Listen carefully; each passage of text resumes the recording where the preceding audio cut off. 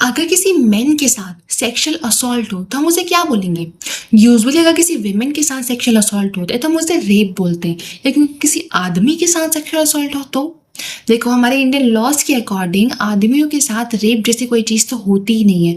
Even उनके लिए कोई लीगल प्रोविजन भी नहीं है। मैं आपको एक रीसेंट एग्जांपल देती हूँ। हरियाणा के कैंसर पेशेंट के साथ सेक्सुअल असॉल्ट होता है।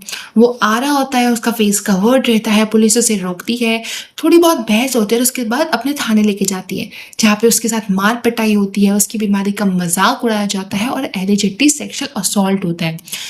यूजुअली अगर कोई ऐसा होगा, कोई विक्टिम होगा, वो जाएगा एफआईआर लिखाएगा। लेकिन सोचो, अगर लॉ ही नहीं है इसके खिलाफ, उस क्राइम के खिलाफ कोई लॉ ही नहीं है, तो पुलिस भी क्या सेक्शन लगाएगी इस चीज़ का?